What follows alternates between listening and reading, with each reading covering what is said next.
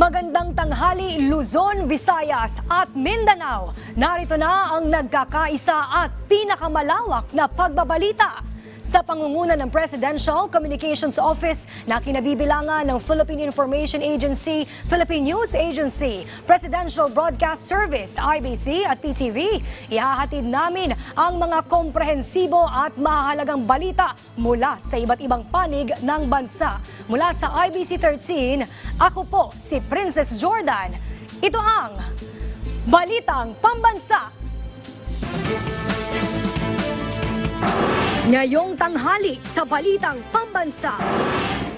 Dating Pangulong Rodrigo Duterte nasa kustodiya na ng International Criminal Court sa The Hague, Netherlands. ICC, pinaghahandaan na ang pagharap at legal proceedings ng dating Pangulo.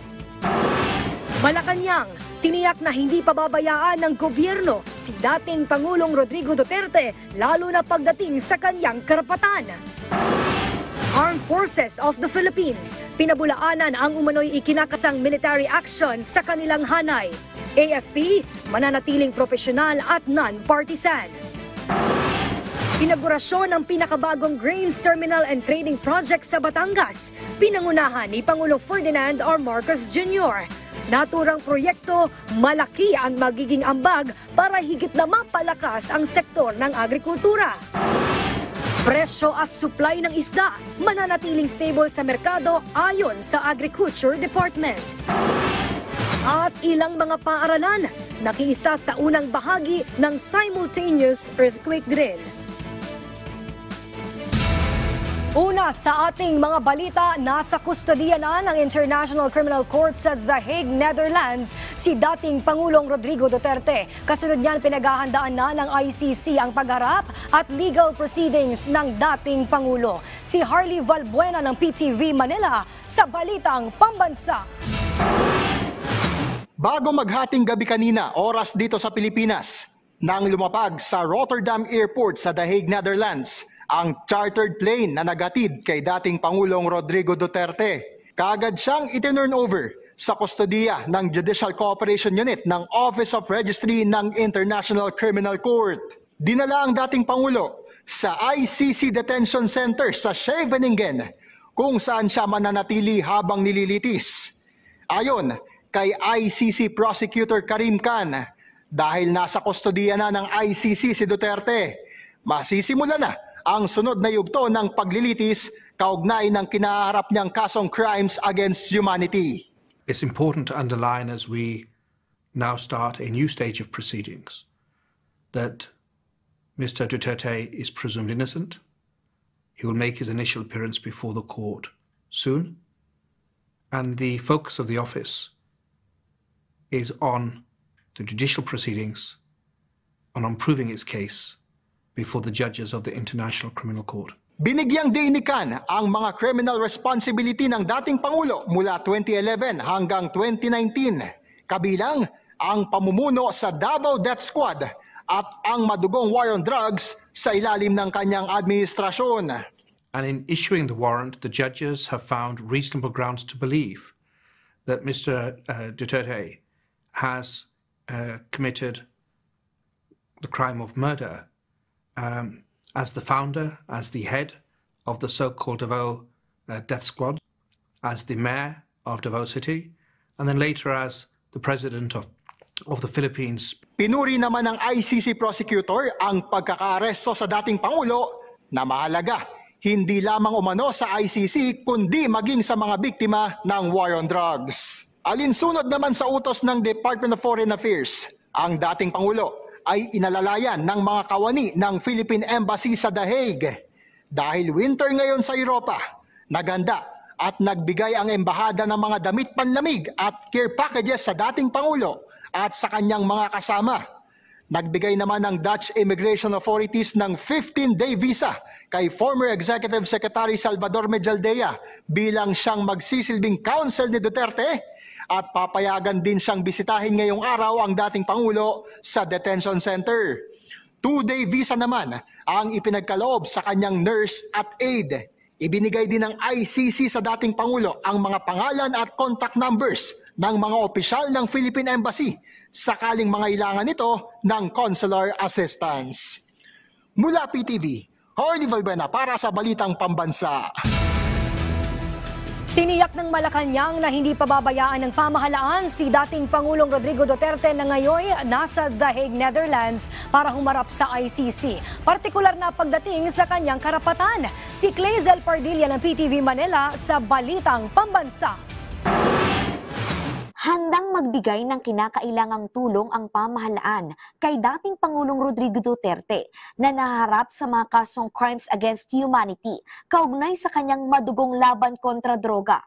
Nakarating na sa The Hague sa Netherlands si Duterte kung saan inaasahang haharap siya sa International Criminal Court para sagutin ang mga aligasyon sa kanyang responsibilidad sa pagkamatay ng mga pinaghihinalaang kriminal noong siya pa ang presidente ng Pilipinas at alkalde ng Davao City. Meron man po tayong batasang RA 9851 kung saan sinasabi po kahit po ang dating Pangulong Duterte ay masasabi pong dapat na usigin o kailangan magkaroon ng hearing sa ICC, hindi naman din po papabayaan ng ating gobyerno, lalong-lalo na po kung ito ay tungkol sa kanyang karapatan. Sino man, kahit hindi po dating Pangulo, basta po Filipino, makakaasa po yan ng tulong sa ating pamahalaan. Alinsunod sa Republic Act 9851 o Philippine Act on Crimes Against International Humanitarian Law, kailangan tiyakin na magiging makatarungan, mabilis ang paglilitis at naayon sa pambansa at international na pamantayan ang mga kaso laban sa mga individual na naharap sa mabigat na krimen sa ilalim ng international law. Tiniyak ng Malacanang na nasa maayos ang kalagayan ni Duterte. Sumunod aniya sa Standard Operating Procedure ang pag-aresto sa dating Pangulo at trinato ng maayos. May kasamang abogado, piniling security personnel at nurse para tingnan ang kanyang kalusugan. Tinrato pa rin po siya bilang Pilipino at bilang former president. Kompleto po ang kasamahan po doon, may mga doktor po, may mga nurse, nandun din po ang kanyang mga abogado. So wala pong katotohanan na hindi po nabigyan siya ng tamang atensyon, especially patungkol sa medical needs na kailangan po niya. Mula sa PTV Manila, Clazel Pardilla, Balitang Pambansa. Inaugurasyon ng pinakabagong Grains Terminal and Trading Project sa Batangas, pinangunahan ni Pangulo Ferdinand R. Marcos Jr. Naturang proyekto, malaki ang magiging ambag para higit na mapalakas ang sektor ng agrikultura. Si Kenneth Pasyente ng PTV Manila para sa Balitang Pambansa Live. Kenneth? Yes, Princess, pinangunahan nga ni Pangulong Ferdinand R. Marcos Jr. ang pagpapasinaya ng isang proyekto dito sa Batangas City na malaki ang magiging papel sa pagpapalakas ng sektor ng agrikultura ng bansa. Mismong ang Pangulo ang nagpasinaya sa pinakabagong Soro-Soro Ibaba Development Cooperative o SIDC Grains Terminal and Trading Project na nagkakahalaga ng 278 milyon pesos at dinisenyo batay sa makabagong teknolohiya. Ang proyektong ito ay naglalayong palakasin ang sektor ng agrikultura sa pamamagitan ng pagpapabuti ng imbakan, procurement at trading ng mais na pangunahing sangkap sa feed production. Ayon sa Pangulo Princess, magbibigay daan ang pasilidad na ito para mapalakas ang supply chain sa pamamagitan ng pagpapaigting ng yellow corn production na isa sa mga pangunahing sangkap ng feeds na kritikal naman sa pamumuhay ng mga local farmer. Kaya kung mataas ang produksyon, matitiyak anya na mababawasan ang kapital ng mga magsasaka pero tataas ang kanilang kita. Katunayan, Princess, tinatayang nasa 500 o 567 na hog raisers, poultry at yellow corn farmers ang benepisyaryo ng naturang proyekto. Maiibsan na rin anya ang problema ng mga magsasaka lalo na sa imbakan. Lalo't may lawak ang pasilidad na 4,325 square meters. Mayroon din itong 2 silos na kayang mag-imbak ng 6,000 metriko toneladang mais. Dagdag pa ang truck scale para sa tamang weight measurement ng mga mais. Binigyang diin naman ng Pangulo ang kahalagahan na umanib ang mga magsasaka sa mga kooperatiba para mas maging isa ang kanilang boses. Inatasan na rin ng Presidente ang DA na makipag-ugnayan sa Cooperative Development Authority para mailapit ang mga magsasaka sa mga kooperatiba. At Princess, muli namang binigyang diin ni Pangulong Marcos Jr. na hindi titigil ang pamahalaan sa pagsuporta sa mga magsasaka sa bansa sa pamamagitan ng pagbibigay ng kanilang mga pangangailangan. At yan na muna ang latest. Balik sa iyo, Princess. Maraming salamat, Kenneth Pasyente ng PTV. Magandang balita naman para sa mga mamimili. Stable na ang presyo at supply ng mga isda sa merkado. Patuloy naman ang pag-iikot ng Department of Agriculture at DTI para matiyak na tama ang presyo ng mga ito sa palengke. May balitang pambansa si Vel Custodio ng PTV. Good news para sa mga mamimili dahil stable ang presyo at supply ng mga isda sa merkado. Ating mga palengke, no? Lalo na papasok na ang summer season, so ito yung panahon na kung saan talagang peak season for fishing sa ating mga mangisda dahil payapa ang dagat. So tapos na rin yung ating mga close fishing season natin. So we could say right now there is a sufficient supply of fish sa ating mga merkado at stable ang ating mga presyo. Dagdag pa rito ang supply na galing sa aquaculture kagaya ng bangus at tilapia. Para sa presyo ng isda sa merkado, mabibili ang bangus ng 140 hanggang 250 pesos kada kilo. Ang tilapia ay 120 hanggang 180. Ang tamban ay 100 hanggang 120. Ang lokal na galunggong ay 260 hanggang 380 kada kilo. Ang imported na galunggong ay 300 pesos kada kilo. Ang alumahan naman ay 260 hanggang 450 pesos ang kilo. Ang salmon ay 150 hanggang 280 at ang tambakol ay 180 hanggang 350. Patuloy naman ang pag-iikot ng Department of Agriculture at Department of Trade and Industry sa mga palengke para siguraduhin na wasto ang ipinapataw na presyo sa mga pagkaing dagat. Samantala, nagbigay na ng paglilinaw ang DA sa inilabas na memorandum ng Commission on Elections sa pagbebenta ng NFA rice sa 45-day election campaign period mula March 28 hanggang May 11.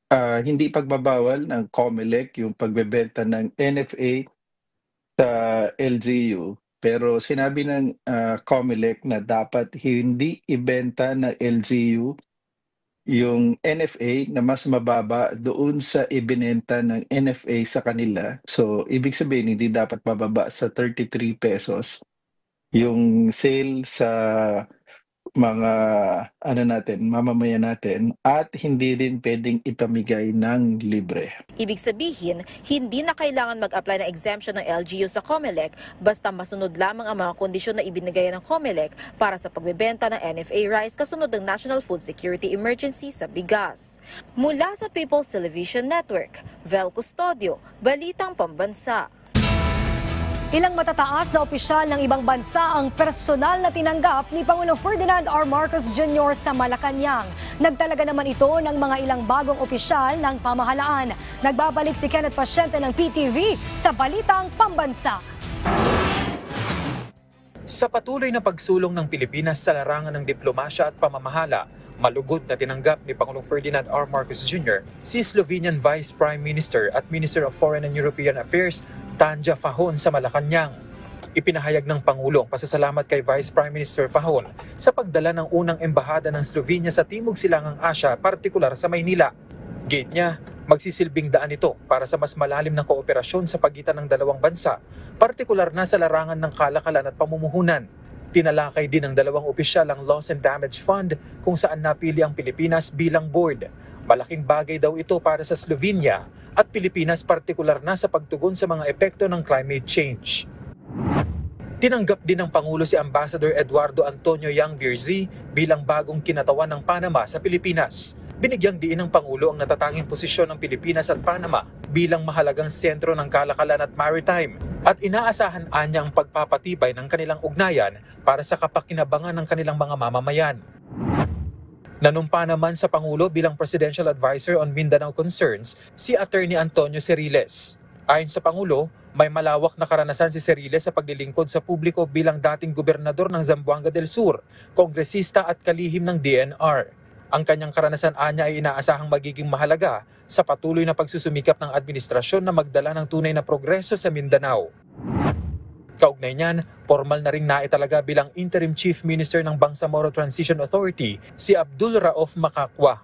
Matapos ang kanyang oath-taking, tiwala ang Pangulo na may pagpapatuloy ni Makakwa ang mga progresong naitatag na ng pamahalaan sa BARM. Dagdag pa ng punong ehekutibo, dumating sa isang kritikal na panahon ng pamumuno ni Makakwa habang naghahanda ang rehiyon sa kauna-unahang parliamentary elections. Natitiyakin daw na magiging maayos ang transition para sa matibay na kinabukasan ng mga mamamayan sa rehiyon. Mula PTV Manila, Kenneth Pasyente, Balitang Pambansa. Kumpiyansa ang Malacanang na positibo ang pagtanggap ng ating mga kababayan tungkol sa pananaw nila sa hakbangin ng pamahalaan hinggil sa pagkakaaresto kay dating Pangulong Rodrigo Duterte. Nagpayag naman ng suporta ang iba't ibang sektor sa ipinakitang commitment ng Pilipinas sa Interpol. Si Alvin Baltazar ng Radyo Pilipinas sa Balitang Pambansa. Naniniwala ang Malacanang na lubos na mauunawaan ng taong bayan ang naging aksyon ng gobyerno kay dating Pangulong Rodrigo Duterte sa sandaling malaman lang kung paano nagsimula hanggang sa humantong sa pag-aresto sa dating lider ang pangyayari. Ayon kay Palace Press Officer at PCO Undersecretary Claire Castro, hindi lang dapat ang nakakaawang kalagayan ng dating Pangulo ang makitang naratibo na anyay bahagi na ng dulo ng kwento. Dapat ayon kay Castro ay masimulan at makita ang buong larawan ng taong bayan para maintindihan kung bakit kinakailangan na mauwi sa ganito ang mga kaganapan. Dapat din anyang maunawaan kung bakit kinakailangan ding tumugon na bansa sa obligasyon nito at commitment sa Interpol. Kumbinsido si Castro na kapag nakita ng publiko ang kabuuan ng pangyayari ay magiging positibo ang tanaw nila sa ginawa ng administrasyon. Nandun na po tayo sa may bandang dulo eh. Dapat simulan natin bakit nga ba nagkaroon ng kaso sa ICC? Bakit nagkaroon ng warrant of arrest? Sino ba ang nagsampa ng kaso sa ICC? Kailan ba tumiwalag ang bansa sa ICC? Hindi pa po ba nung nagkapagsampa na ng kaso, ito mga biktima, di umanong biktima ng Pangulo? Dapat yun po sana ang masimulan sa taong bayan para maintindihan nila kung bakit kinakailangan po na mangyari ang ganito, bakit kinakailangan din po tayong mag-comply sa ating commitment to the Interpol. Kaugnay nito ay suportado ng iba't ibang grupo ang ipinakitang commitment ng Pilipinas sa Interpol na nauwi sa pagkakaaresto ni dating Pangulong Duterte. Sa Malacanang briefing ay binase ni Atty. Claire Castro ang pahayag ng ilang mga individual mula sa iba't ibang sektor hinggil sa pagkakadakip sa dating Pangulo. Hindi aniya patungkol ito sa paghihiganti o vengeance kundi para sa hustisya ng mga naging biktima at pamilya ng mga biktima ng naging war on drugs ng nakaraang administrasyon. Welcome din sa free legal assistance ni Castro kung nasabing development na nila'y mahalagang hakbang para sa accountability o pananagutan ng dating leader hinggil sa ikinasang EJK. Pati ang Commission on Human Rights ay nagpahayag din ng suporta sa naging hakbang ng pamahalaan at nagsabing mas dapat manaig ngayon ay ang accountability laban sa impunity o kawalan ng pananagutan. The Commission on Human Rights meanwhile said, the pursuit of justice cannot be stalled. Every delay prolongs the suffering of those left behind. It bears repeating the truth cannot be silenced. Accountability must prevail over impunity. Para sa Balitang Pambansa, Alvin Baltazar ng Radyo Pilipinas. Hustisya, yan ang sigaw ng mga kaanak ng mga biktima ng war on drugs sa ilalim ng administrasyon ni dating Pangulong Rodrigo Duterte. Hiling nila sana umusad agad ang paglilitis ng ICC laban sa dating Pangulo sa The Hague, Netherlands. May Balitang Pambansa si Joy Gabrido ng Radyo Pilipinas. Damdamin na umiiyak ka dahil masaya ka. Sobra po ang kasiyahan namin, pero siyempre, hindi pa ganap. Halo-halong emosyon ang nararamdaman ni Nanay Leore, ina ng 2 biktima ng madugong war on drugs ni dating Pangulong Rodrigo Duterte. Ito ay kahit pa nasa jurisdiction na ng International Criminal Court o ICC sa The Hague, Netherlands ang dating Pangulo. Sa ngayon, kailangan pa rin nilang magpakatatag para tuluyang makamit ang hustisya dahil hindi pa nagsisimula ang paglilitis laban kay Duterte. Kaya hiling nila sa mga taga-suporta ng dating Pangulo na bumabatikos sa kanila, hayaang gumulong ang hustisya. Kami ang biktima, hindi si Duterte ang biktima. Kasi pakiramdam po nila at pakiramdam ni Duterte at yung kanyang pamilya, yung tatay nila yung biktima. Hindi nila iniisip na kami namatayan. Samantalang yung tatay nila ang although sabihin natin na nahuli, na-depart sa kanila, no? Pero ano lang yun? Nahiwalay lang, hindi namatay. Bagamat may mga hakbang na maaaring gawin si Duterte gaya ng paghahain ng piyansa, umaasa si ICC Assistant to Counsel, Attorney Cristina Conti, na bibilis ang pag-usad ng kaso laban sa dating Pangulo. Hindi pa rin siyang magsabi na kailangang nasa labas ako. So, interim release ang tawag dyan. Right. So pwede... Pero, siyempre, para sa amin, gusto namin tuloy-tuloy na yung trial. At kumbaga, wala nang mga patumpik-tumpik pa na kumbaga, pampa-delay lang. Samantala, nilinaw ni Conti na hindi obligado na dumalo sa paglilitis ang mga kaanak ng biktima sa dahig dahil si Duterte naman ang nililitis ng ICC. Mula sa Radyo Pilipinas, ito si Joy Camarga Brido para sa Balitang Pambansa. Pinabulaanan ng Armed Forces of the Philippines na may ikinakasang military action o kaguluhan sa kanilang hanay. Iginiit ng AFP na nananatili silang profesional at non-partisan. Kasunod ito ng pagkakaaresto kay dating Pangulong Rodrigo Duterte kaugnay ng kanyang kaso sa International Criminal Court. Sabi ng AFP, sinusunod nila ang chain of command at democratic institutions ng Pilipinas. Nananatiling stable ang sitwasyon ng seguridad, ngunit nakamonitor ang AFP sa mga kaganapan at handa silang umaksyon sa anumang banta sa kapayapaan at kaayusan. Sinigundahan ito ng Philippine Army at nakatuon lamang sila sa kanilang tungkulin. It's a waste of time kasi at this point the Armed Forces of the Philippines is very professional. The Army is very professional and we follow the chain of command. We focus more on why we exist. We exist to protect the sovereignty of our country and most especially preparation for our defense. Napaka-importante that we are always aware of the truth and the process that is being undertaken. Sa AFP, particularly sa Army, that is what ang emphasis namin. It's always our role of the chain of command. Nakuha na ng mga dating POGO worker ang kanilang separation pay sa Santa Ana, Cagayan. Pagtitiyak ng DOLE, hindi dito natatapos ang kanilang tulong sa mga nawalan ng trabaho dahil sa POGO ban. May balitang pambansa si Dina Villacampa ng Radyo Pilipinas, Tuguegarao. Matapos ang halos 3 buwan, natanggap na rin na mahigit 600 internet gambling licensee workers sa Santa Ana, Cagayan ang kanilang separation pay. Aabot sa mahigit 48 million pesos na separation pay ang ibinigay ng dalawang naipasarang kasino. Sa tulong din ng Department of Labor and Employment, nakakuha rin ng mga benepisyo ang mga bagong pasok na IGL workers na naapektuhan ng POGO ban. Mga 17 years, in service, matagal po sila as in. Pero meron din yung mga less than a year lang, meron nga po yung 1 month pa lang din. But still, they were able to get separation pay. Pero, giit ng DOLE Region 2, hindi dito natatapos ang pag-aalay nila sa mga dating POGO worker. Bukod kasi sa libreng test at training para magkaroon ng kabuhayan, nag-iisip din sila ng mga programa para makatulong sa mga kaanak ng mga dating IGL worker batay sa isinagawang profiling. We'll check kung pwede silang mag-GIP or kung meron silang mga relative na po pwedeng mai-refer natin for SPES. So, yun po yung nature ng profiling na ginawa para ma-identify kung ano yung appropriate intervention na pwede po nating maibigay doon sa mga displaced na workers. Is it possible? Siniguro rin ng DOLE na bukas ang kanilang mga tanggapan para makatulong sa mga displaced worker. Alinsunod sa utos ni Pangulong Ferdinand Marcos Jr. na alalayan ang mga naapektuhan ng POGO ban. Mula sa Radyo Pilipinas, Tuguegarao, Dina Villacampa, Balitang Pambansa.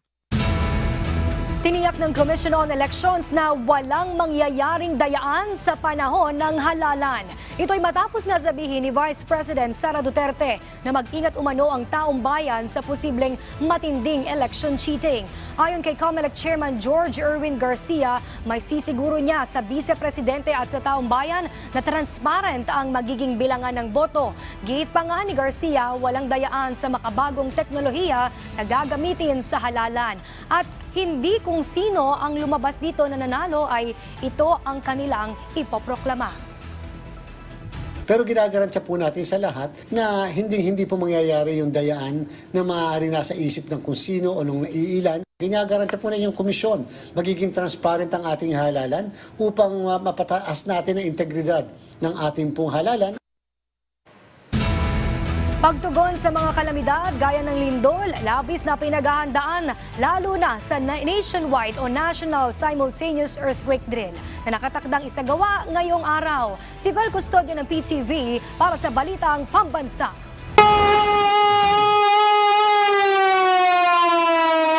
Unang kwarter ngayon ng National Simultaneous Earthquake Drill upang paghandaan ng malalakas na lindol kabilang ang The Big One. Nauunawaan naman ng mga estudyante ang kahalagahan ng earthquake drill. For emergency lang po din po para may alam din po tayo sa mga safety first. Sa mga kung saan tayo magtatago pag may ganong sakuna. Tapos kung saan po tayo lilikas sa mga sa mga daanan din po, mga per exit. Una po, the cover and hold po yung gagawin. Tapos kapag kakalmado na po, doon na po lalabas. Pabor naman sa mga magulang at mga guardians ang TV sa Balitang Pambansa. Bien? Princess, nagpaalala mga doktor sa publiko kaugnay sa tamang pangangalaga sa ating mga bato sa selebrasyon ng World Kidney Day ngayong araw. Iyan ay kasunod ng pagdami ng kaso ng tinatamaan ng chronic kidney disease sa Pilipinas. Nababahala ang National Kidney Transplant Institute at Pediatric Nephrology Society of the Philippines dahil pabata ang nagkakaroon ng sakit sa bato. Sa datos ng Philippine Renal Disease Registry, mahigit 100,000 ang naitalang tinamaan ng CKD sa buong Pilipinas simula 2021 hanggang 2025. Halos 2,000 rito ay pawang kabataan, edad 19 na taong gulang pababa. Pumalo naman sa higit 6,000 ang naiulat na may CKD ngayong taon, habang higit 100,000 ang sumasa ilalim sa dialysis sa nakalipas na higit 4 na taon. Ayon sa NKTI, karamihan sa mga may sakit sa bato ay nakuha sa unhealthy lifestyle, gaya ng sobrang pagkain ng matataba at maaalat na pagkain, habang ang ilan naman ay namana o hereditary. Dagdag pa ng NKTI, isa sa kada 24 na minuto ang nagkakaroon ng CKD. Ang CKD, 8 Pilipino at posible anilang maging pang-5 pagsapit ng 2040 kung hindi maaagapan. Kaya mahigpit ang kanilang paalala sa publiko kaugnay sa tamang pangangalaga sa ating mga bato. Samantala, matatanda ang nagkaroon ng bagong adjustment ang Philippine Health Insurance Corporation of PhilHealth sa benefit package nito para sa hemodialysis.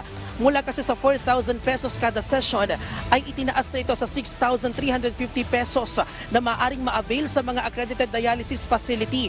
Ibig sabihin, ang mga qualified CKD5 patient ay makatatanggap ngayon ng 990,600 pesos na financial protection kada taon mula sa dating 624,000 pesos.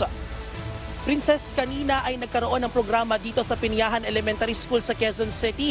Nagsagawa ng lecture ang National Kidney Transplant Institute at Pediatric Nephrology Society of the Philippines kaugnay sa tamang pangangalaga sa ating kidney. At nagkaroon din ng screening para sa mga guro at mga estudyante na high risk sa naturang sakit. Magpapatuloy ang programa at bibisita sa iba pang eskwelahan sa mga susunod na linggo kaugnay pa rin sa selebrasyon ng World Kidney Day. At yan ang update. Balik sa iyo, Princess. Maraming salamat, Bien Manalo ng PTV. At dyan po nagtatapos ang 30 minutong ulat sa bawat sulok ng bansa. Samahan nyo kaming muli mamayang alas 6 ng gabi para sa updated at pinalakas pang balitaan. Ito ang pinalawak na puwersa sa pangunguna ng Presidential Communications Office. Mula sa IBC 13, ako po si Princess Jordan, hatid sa inyo ang komprehensibong paghimay sa mahalagang usapin dito lang sa Balitang Pambansa.